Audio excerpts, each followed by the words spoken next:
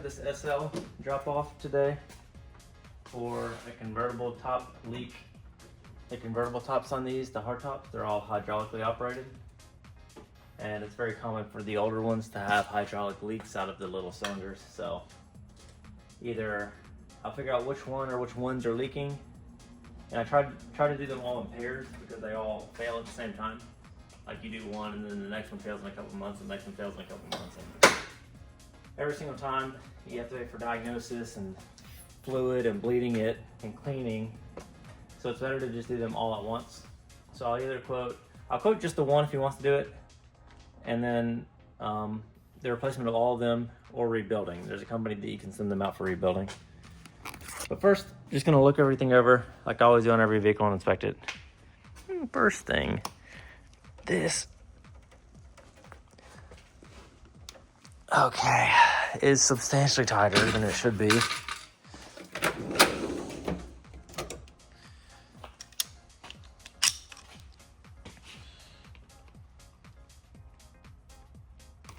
Oh my. And it's backwards.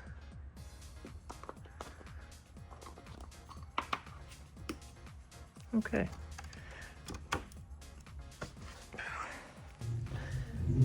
And this looks like a newer battery. It is 2022 year code. This is just laying off in here.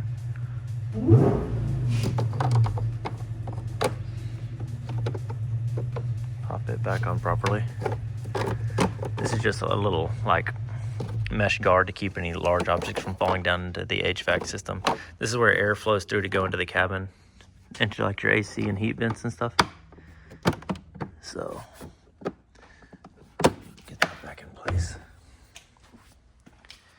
Okay, now just looking over the rest of the car. Okay, let me get these covers off. See that oil cooler looks like it's been replaced, which is nice to see. Those are a common leak point. Here, let me get this intake off and everything and get a flashlight so I can see everything.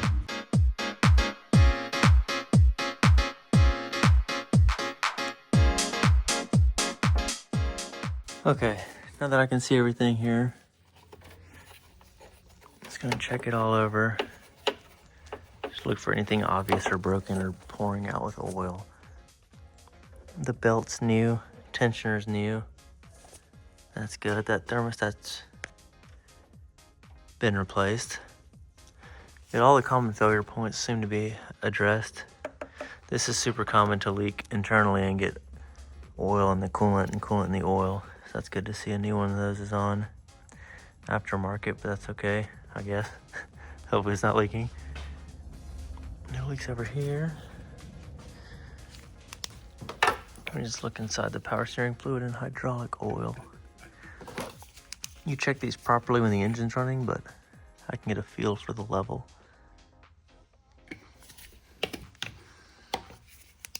Also, you would hear it. The pump aerating and the suspension, you would have either a warning on or it just simply wouldn't work. That's good.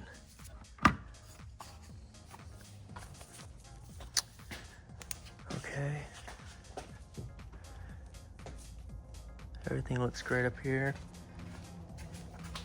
Coolant level looks good. I don't see much discoloring in the reservoir bottle. A lot of times they'll get brittle and the plastic will crack apart, but you'll see like yellowing and you can tell that the plastic's getting brittle, which I don't see any signs of there. Top of the engine looks good. I don't see any oil laying in the undershield, which tells me there's no major leaks.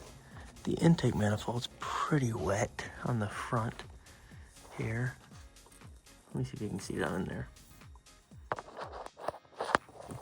Probably not. Yeah, all that grime and stuff. I don't see any pooling oil. And then these plastic rods here on these linkages, they're known to break. This one right there, I can kind of feel it with a screwdriver, and no, there's no play in it. You can also see it broke off down in there where that little ear attaches. Right there, but it's not, it's good. So that's good. Yep, everything up here looks great. Okay, now I'm gonna put the rack under it and lift it up and see how all the suspension and everything under it looks.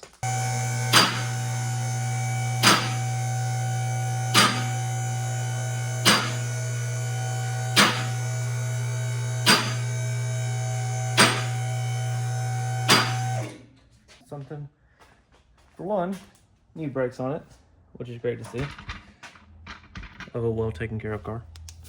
Okay, well listen to this. Here, get closer.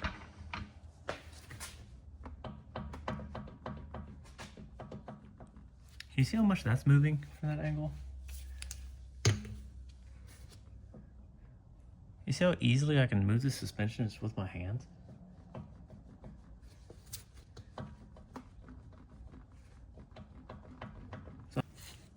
Both these ball joint boots are good. Not torn or anything, so is the upper ball joint. The shock little dust guard's torn, but that's fine. It's not leaking any hydraulic fluid. This car's full hydraulic suspension. The hardware wasn't replaced with the brake job. This boot is okay. That boot's okay.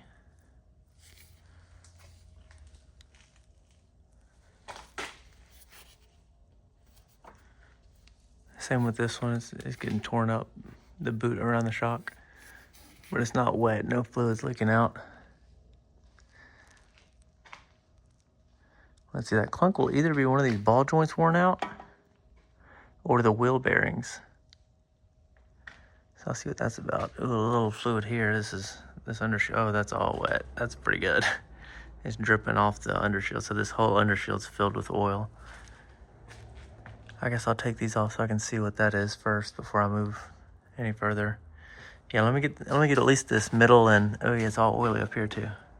Yeah, let me get these covers off and see what that's about.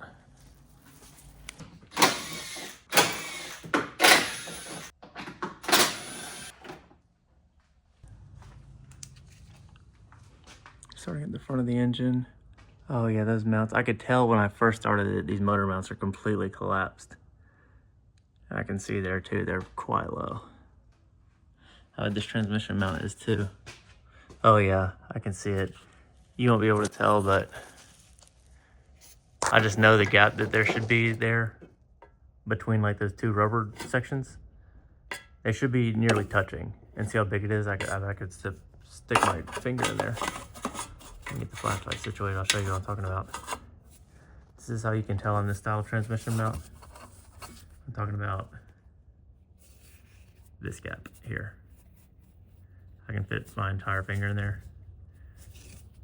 It's not. This rubber section here, this bolted like shaft, this block of metal here that this bolt goes through, this piece of rubber should be nearly touching the top of this domed piece of rubber. And how much gap there is, that means the transmission is completely collapsed down. So, but even if not, you want to replace motor mounts and transmission mounts in pairs to keep the driveline angle stable and where it's supposed to be, so you don't wear out the drive shaft and other drivetrain joints. Here. So yeah, I would definitely recommend replacing the motor mounts and transmission mounts. I could tell you that just off the feel alone. Okay, here's some oil there on the bottom of the AC compressor. Ooh, up there too. Oh, the hydraulic pump for the suspension. That's what that is. It won't focus on the pump, but it's the pump directly above the AC compressor. That's the pump that compresses the hydraulic fluid that flows through the power steering and all the suspension. That's leaking out a pretty good bit. That's where all the oil is coming from on that front undershield. You can tell it's forming a droplet there, so it's actively dripping out. Okay, moving to the back of the engine here. Don't see anything there. Trying to look at the back of the heads. There's a couple of things that seal back there. Like this centrifuge cover that's known for leaking oil. It's not leaking, just a little like sweating of oil, I would say. And then on the back of this head, I don't see any major leaks either. The drain plug seems to be leaking. I'll make sure that's torqued down. Maybe it was over torqued. That crush washer looks pretty crushed. Maybe it was reused or something on the last oil change. A little oil residue here around, but that's not going to be causing the main oil in the undershield. The rear main seal isn't leaking, which is good to see. That's an expensive fix. Even you have oil around here, which is kind of green tinted, which would kind of look like trans fluid or that hydraulic oil that's leaking all the way back. That's hard to believe because nothing else is wet, but I guess it would drip onto the undershields and then, you know, gravitate back. But that has to be coming from the leaking drain plug that you can see is clearly dripping off. Keeping in mind this car is cold right now and it's dripping out like this. You can only imagine when it's running, circulating, and hot. That's probably going to be coming out a pretty good bit. And there's no other leaks anywhere else on the engine. A little corrosion on the side of the transmission, which is fine. All this metal is real close to touching because the whole drivetrain's so collapsed. This bushing is good. It's really common for the shifter linkage rod. This is the rod that goes up to the shifter inside the car, how you shift gears, like shifting to drive and reverse and stuff. That little blue bushing, it gets brittle and crumbles out all the time. It's very common. It looks good. So yeah, I would say, very luckily, it would just simply need an oil change. So take this out, and of course the oil will drain out, and then replace that crush washer. Ensure the surfaces are good on the back of the bolt head and the oil pan, and put a new crush washer on it and put it back in and refill the oil. And this, unfortunately, will need a pump. Yeah, I'm familiar with what the fluid looks like, and that is that fluid. I'll try to get a better image of it up top so you can see. Maybe I can try to mirror down in there so you can see the oil coming out of it. But yeah, that's definitely what that is. Okay, let me check these bushings as well. They're starting to tear a little bit.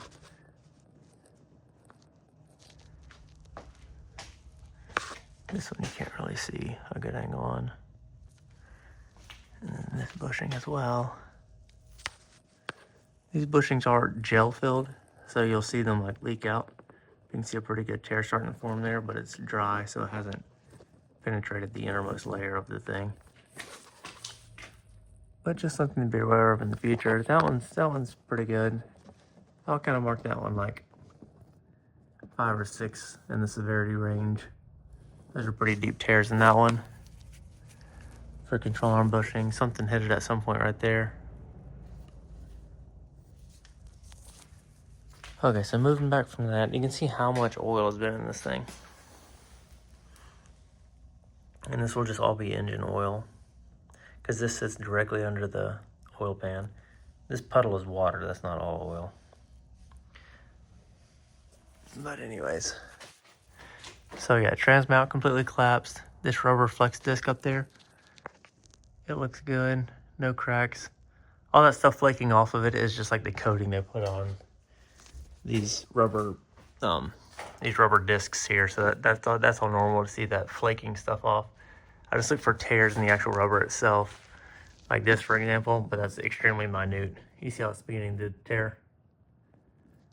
But you'll see pretty deep tears whenever it starts to really rip apart. So none of that's concerning at all. Fuel pumps there, not leaking. These axle boots look good. No signs of leaking here. The fuel filter looks good. This has some dried up oil residue, but no active leaks. Any joint you'll see grease slinging out and it'll be clear. These boots also, like the front ones, are torn, just like the dust boots on the suspension here. You're not supposed to be able to see like that coil spring, but these things rip apart all the time.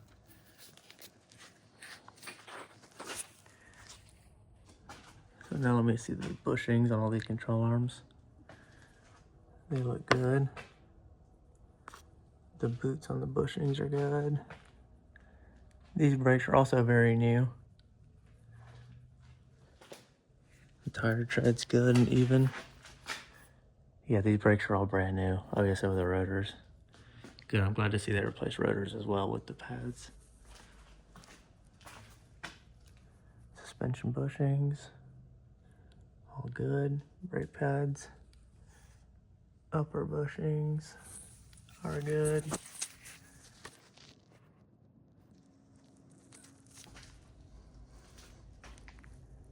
No leaks from the suspension.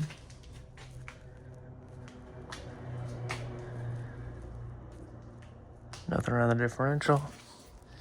This tire and outer brake pad, those are good too. I didn't check these tires either. I know these brakes are good. I see they're all brand new. You can't even see the outside pad with this caliper design, but they're brand new. You can see the inside one's very thick. Like, look, there's still pieces of like the rotor anti-corrosion material that's flaking off. Oh, where do we go? What are we focusing on? That little piece. Yeah, these are brand new. So that's all good. Okay, just found that suspension clunking noise. Let me see if you guys can see this or not. So this is where the suspension shock bolts to the lower control arm. It bolts directly to this control arm. And this ball joint is worn out, and this one is worn out. I can feel the play in this one with my fingers when I move the wheel up and down. And you can see this has a lot of slop in the joint. See that? You see how the control arm is moving up and down and the shock's staying in place because this ball joint has so much play in it?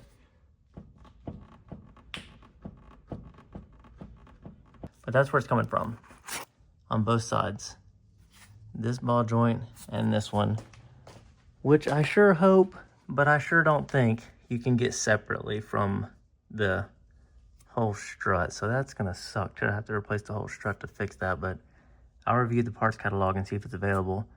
And if not, of course, I just like to replace the bushings and ball joints that are worn out instead of the whole assembly, but I'll see what the options are and get that quoted out. Yeah, let me lower it down and see if I can get you a better angle on that leak for the hydraulic pump there, so you can see more what I'm talking about. Okay, yeah, there's really no good way to see this leak from up top. I tried experimenting with like an inspection mirror and a flashlight, and you really can't get a good sight on it. Not anything better than you can up underneath it. That's where you can see it the most, because it's below everything up here. The way the heads are angled and everything, you can really see it best from the bottom. So it's really just those 5 things with the whole car: the drivetrain mounts, the engine and transmission, the engine oil leak coming from that drain plug, and then this hydraulic pump leaking, and the 2 ball joints on each side. So 5 things in total, really. So I'll get this inspection sent off and get these things quoted and see what it would come out to be and see if he wants to do any of that kind of stuff. But so now I can move on to the main thing, the reason it's actually here, which is the hydraulic roof actuator issue. Whatever's going on with that, I'm going to confirm it and figure out what needs to be caused there, but that's going to be in a separate video.